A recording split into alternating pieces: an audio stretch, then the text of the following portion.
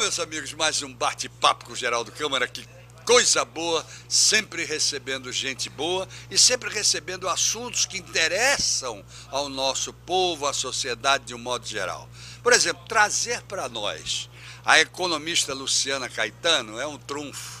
É aquele famoso tiro que, pega bem no meio, já que nós estamos em plena fase de Olimpíadas, Paralimpíadas e por aí vai. Então, olha, vamos acertar no alvo e trazer para conversar sobre a economia deste país, principalmente depois de todas essas coisas e dessas perturbações que vêm acontecendo por aí, a minha querida economista Luciana Caetano. Tudo bem, Luciana? Olá, é um prazer estar aqui com você, Geraldo. É meu, você sabe que eu sou seu fã, gosto de você, gosto das suas colocações, sempre gostei.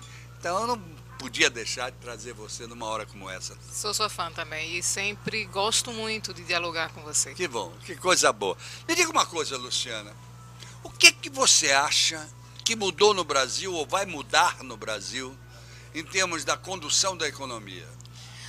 Olha, Geraldo, a gente tem uma fase complicada nesse instante, que é uma economia que vem demonstrando um processo de desaceleração já tem algum tempo. De 2014 ela já não cresce, você tem 2015 Isso. Uma taxa de crescimento negativa e 2016 ela não dá nenhuma sinalização de recuperação.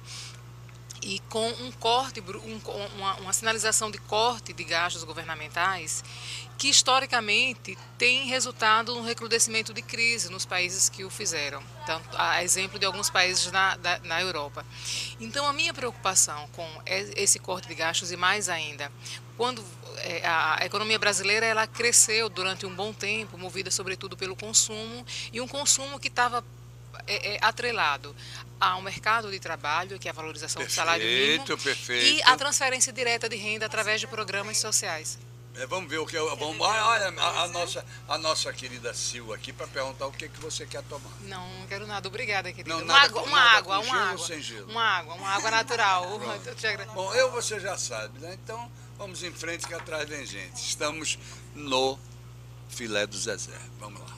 E aí essa retirada de renda numa fase em que você já tem um processo de desaceleração econômica e, consequentemente, com impacto sobre o consumo, ele tende a agravar ainda mais a crise. Ou seja, com certeza. Eu tenho uma economia que está em recessão e aí você tem uma condução da economia que resulta num congelamento de salário, ou pelo menos numa proposta de reajuste do salário abaixo dos índices que vinham sendo utilizados para esse reajuste, e mais ainda atrelado a uma redução do gasto social, que é o que são os programas sociais, educação, saúde, previdência, que é um outro também. Que obviamente tira o dinheiro do mercado. Exatamente.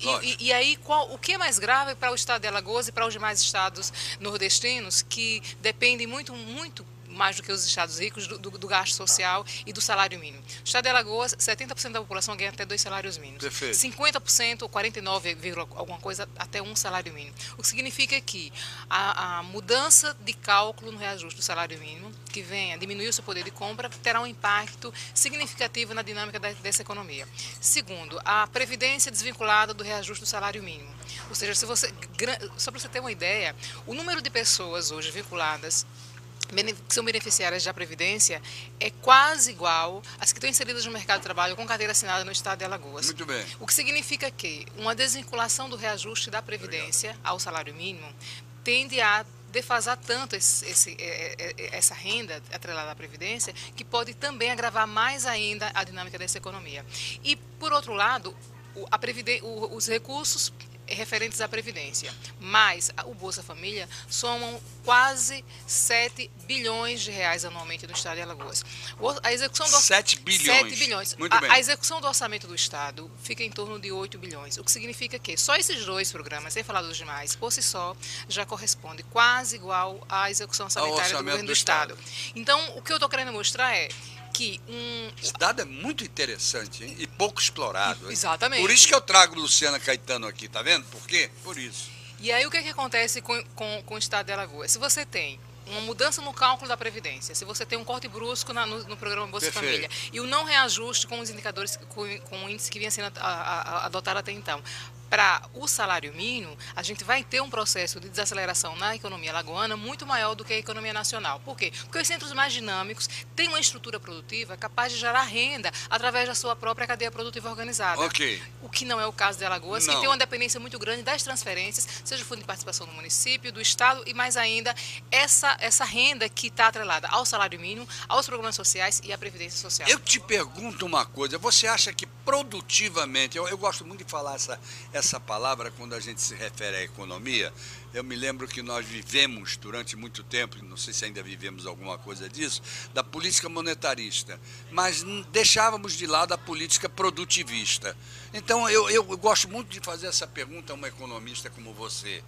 É essa política produtivista que está faltando ao Estado de Alagoas, que ele nunca se empenhou em fazê-la crescer? Pois é, a gente precisa, do ponto de vista da economia nacional, penso eu, que é preciso mais do que somente o empenho do governo do Estado, mas é preciso que o governo federal ele tenha uma política de governo capaz de descentralizar a atividade industrial, sobretudo, mas a atividade produtiva de modo geral, nos atuais centros dinâmicos. Porque se você não consegue isso, a gente vai ter sempre essa desigualdade regional, que em grande medida é responsável pela desigualdade individual, a desigualdade social. Muito bem. Então, se você pega, só para você ter ideia, hoje 80% da produção industrial do Brasil, ela se concentra em 6 estados. Imagina o que é isso. Os outros 20 se dividem entre os 20 estados mais o Distrito Federal. Okay. Então, essa desigualdade na concentração da renda está em grande medida atrelada à concentração de onde a atividade produtiva ela está sendo organizada. Claro. Então, no meu entendimento, é necessário mais do que só um empenho do governo do Estado no sentido de atrair novos investimentos. É preciso que, em parceria com o governo federal, haja investimentos numa infraestrutura capaz de também fazer com que esse investimento privado ele migre para outros estados e não fique apenas concentrado no centro dinâmico das regiões sul e sudeste. Muito bem. Isso aí por quê? Porque muda tudo. Muda tudo. Na medida em que você puder mudar vamos dizer assim, essa elipse, tudo muda. Exatamente. Não e é isso depende de infraestrutura, sobretudo. Claro, sobretudo. Matriz energética, Perfeito. Rodovias, Perfeito. portos, aeroportos. Se não houver esse pensar da integração regional, para que os demais estados sejam inseridos no mercado, não de forma subordinada, mas de uma forma mais autônoma, aí sim a gente pode ter uma recuperação das economias periféricas e inclusive o estado de Alagoas. Aí eu te faço uma pergunta. Você acha, não chegando àquele ponto de o Nordeste se tornar independente, não é esse ponto, mas ao ponto de um dia se conseguir com que o Nordeste como um todo seja um bloco produtivo como um todo? Pode, desde que haja do mesmo jeito que você tem blocos econômicos internacionalmente, você pode ter uma cooperação entre os estados, de modo que você possa criar políticas internas na perspectiva de você atrair investimentos dentro da cadeia produtiva organizada. Muito bem. Setores que se complementam, inclusive. Exatamente. Agora, precisa que haja, inclusive, uma parceria com o governo federal, porque os estados são muito pobres para fazer investimentos de grande monta sozinhos. Senão ficaria, inclusive, com uma certa desigualdade até entre os estados. Exatamente. Mas eu lhe pergunto, por exemplo, a gente sabe que a grande vocação do estado de Alagoas e, obviamente, de resto, também a vocação do Nordeste brasileiro é o turismo. Sim, certo? Sim. Você não acha que esse produto maravilhoso que é o turismo nunca foi provocado e sempre foi relegado a um plano que não devia ter sido relegado? Não, economicamente falando? Eu acho que em algumas capitais ele até avançou muito, mas... Mas isoladamente.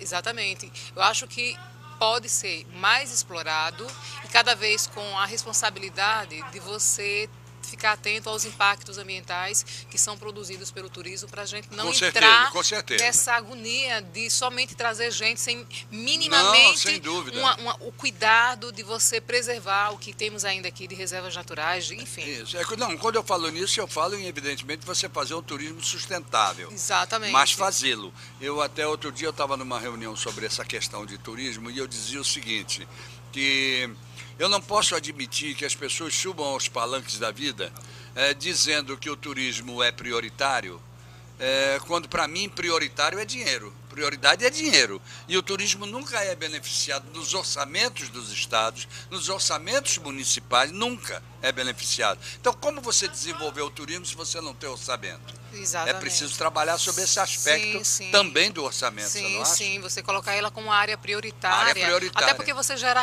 renda, né? Você Claro, cria emprego nesse setor. A cadeia produtiva é muito grande.